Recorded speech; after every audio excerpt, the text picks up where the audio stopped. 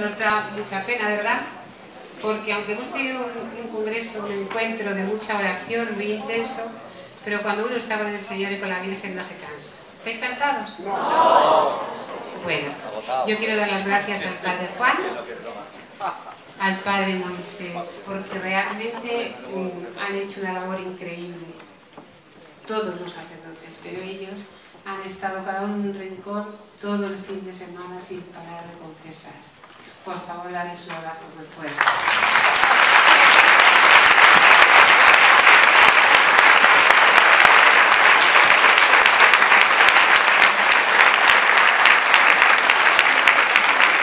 Quiero dar las gracias también al Padre Ángel, al Padre Elías y al Padre Sebastián, porque con todas sus enseñanzas nos han acercado mucho a Jesús.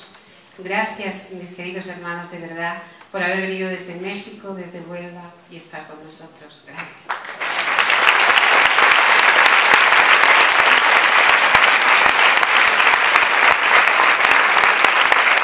Quiero dar las gracias también a Silvia, que ha venido de Medjugorje, y hacerle partícipe que has estado fantástica y que le mandes nuestro abrazo y nuestro cariño al Padre Brano.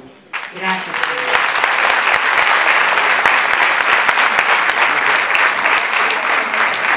Quiero dar las gracias a los chicos y las chicas del coro porque cada vez lo hacen mejor, ¿o no?